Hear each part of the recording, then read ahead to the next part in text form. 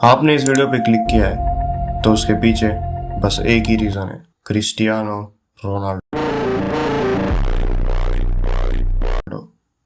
इससे फ़र्क नहीं पड़ता आप कौन सी कंट्री से हो, आपका एज क्या है, आप कौन से प्रोफेशन में हो। जो फुटबॉल का ए तक नहीं जानते वो तक इस बंदे को अपना इंस्पिरेशन, अपना आइडल मानते हैं। लेकिन रोनाल्डो में ऐसी क्या चीज़ है जो उसे वर्ल्ड्स फेवरेट और एक जनरेशनल आइकॉन बना दी। फुटबॉलर्स तो बहुत आए और बहुत गए, लेकिन रोनाल्डो ही क्यों पीपल्स फेवरेट बन पाए। आइए जानते हैं आज की इस वीडियो में कुछ प्रैक्टिकल फैक्ट्स जो रोनाल्डो को एक जनरेशनल आइकॉन बनाते हैं। आज की इस वीडियो में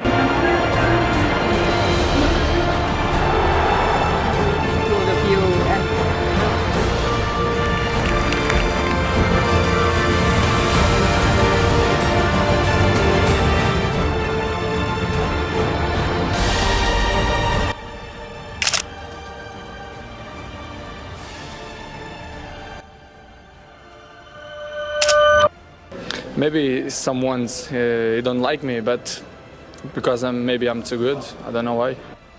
1985 फुनचाल पोर्तुगल 5 फरवरी में रोनाल्डो का जन्म होता है एक 6 लोगों के परिवार में, और इन 6 लोगों में रोनाल्डो सबसे यंगेस्ट चाइल्ड था। इन 6 लोगों में 2 तो इनके पेरेंट्स, एक मरिया दोरोलिस और दूसरे अल्वेरो। इन 6 लोगों को भी एक बहुत अनकंफर्टेबल घर में रहना पड़ता था पुर्तगाल में, गरीबी के चलते। हालात इतने बुरे थे कि इनकी माँ दूसरों के घरों पर क्लीनर और कुक का काम करा करती थी, और इनके फादर एक किटमैन और एक गार्डनर थे। घर के हालात इतने बुरे थे कि उनकी माँ ने तो अबॉर्शन करने का भी सोच लिया था, पर उस डॉक्टर ने मना करा। शायद ये बच्चा आपकी फैमिली की कंडीशन ठीक कर सके, इसे भी हक है इस दुनिया में आने का और कुछ कर दिखाने। सोचो दोस्तों, अगर उस दिन वो डॉक्टर मना नहीं करता तो पुर्तगाल को अपना जनरेशनल आइकॉन कभी नहीं मिल पाता। और हिस्ट्री सबूत है कि आज रोनाल्डो क्या चीज़ है। बढ़ते एज के साथ साथ रोनाल्डो का फुटबॉल के लिए जुनून भी बढ़ता है। दिन रात मेहनत कर, जितने भी अपने डिफॉल्ट पॉजिटिव में कन्वर्ट कर, दिन रात अपने स्किल्स, अपने टैक्टिक्स और अपनी फिटनेस पर काम करते हैं। और इस टीनेजर की मेहनत सफल होती है जब रोनाल्डो की सिलेक्शन हो जाती है स्पोर्टिंग लिस्बन से। पुर्तगाल की one of the top club है, लेकिन वो कहते हैं ना, कुछ पाने के लिए कुछ खोना तो पड़ता। रोनाल्डो ने अपने टीनेज में अपना घर छोड़ दिया क्योंकि उन्हें खेलने के लिए लिस्बन शिफ्ट होना पड़ा था, पुर्तगाल का कैपिटल। उधर अपने टीममेट के साथ रूम शेयर करते हुए बहुत बुरा वक्त देखा। वो अपने इंटरव्यू में एक स्टोरी बताते हैं कि वो मैकडॉनल्ड्स के पास जाकर कुछ बचे हुए बर्गर्स मांगते हैं। Later night, like 10:30, 11, we are a little bit hungry, so we had a McDonald's next to the stadium where we live, and we always go to the back door and we knock the door. Hey, any burgers left? ये सब मेहनत रंग लाती है जब sporting Lisbon का match था Manchester United के साथ। ये एक फ्रेंडली मैच था, लेकिन इस फ्रेंडली मैच में आए हुए थे one of the top coaches in the history of football, sir Alex. और सर एलेक्स की नज़र पड़ती है स्पोर्टिंग लिस्बन के एक फायरिंग टीनेजर के ऊपर। रोनाल्डो ने ऐसी परफॉर्मेंस दिखाई, ऐसी स्पीड, ऐसी ड्रिबलिंग, सर एलेक्स को रोनाल्डो बहुत पसंद आ गया। सर एलेक्स ने उसी वक्त डिसाइड कर लिया ऐसा प्लेयर तो मैनचेस्टर यूनाइटेड के लिए चाहिए ही चाहिए। और यही पॉइंट था जिधर से रोनाल्डो की पूरी लाइफ और 2003 अगस्त एक हिस्टोरिक डील साइन होती मैनचेस्टर यूनाइटेड और रोनाल्डो के बीच।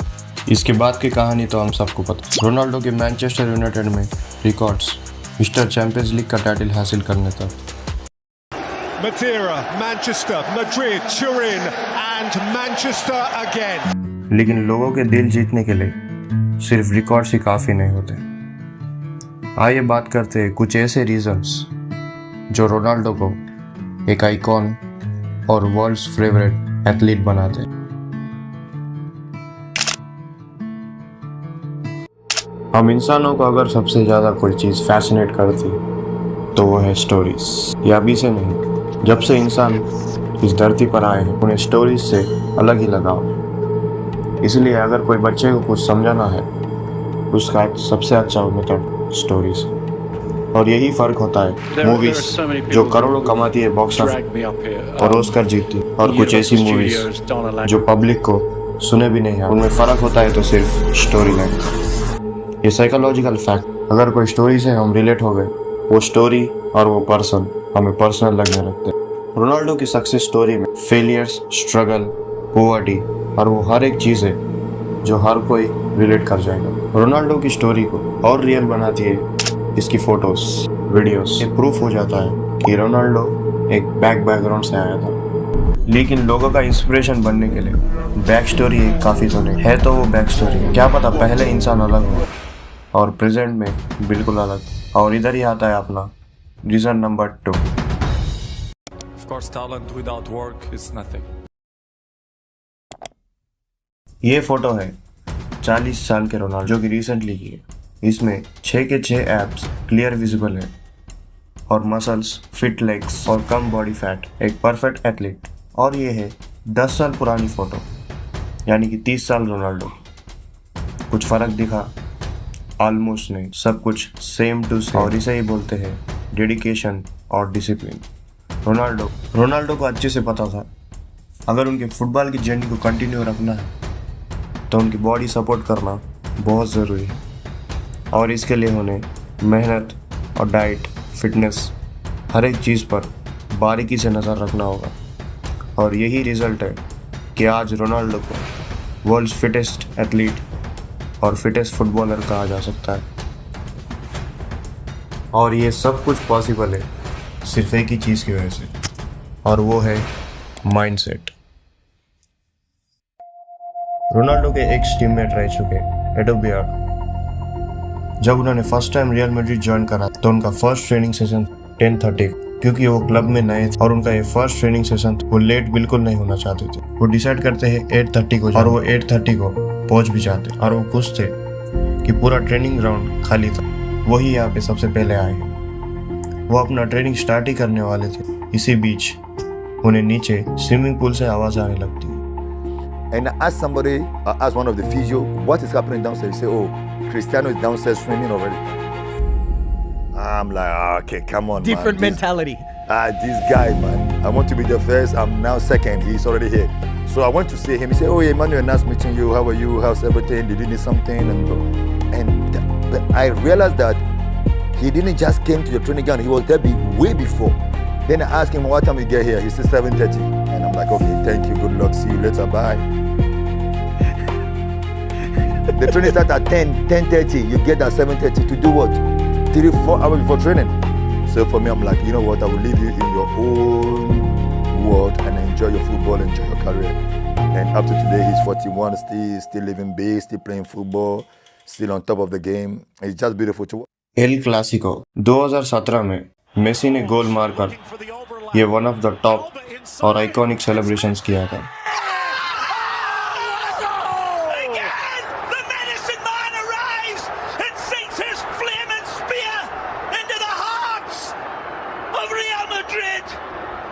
Astonishing from Messi. Beautiful counter-attack. All the pieces falling into place. Messi, born in the crossfire hurricane, and he is jumping Jack Flash right here. Amazing football. The defenders are left with bees flying around them. ये celebration इतना viral हुआ कि real Madrid और Ronaldo को media और social media दोनों को ही बहुत ट्रोलिंग फेस करना पड़ा था। लेकिन इसके अगले ही मैच में जब दूसरी बार बार्सिलोना और रियल मैड्रिड आमने सामने आते तो रोनाल्डो ने गोल मारकर ये दिखा दिया who is the boss here.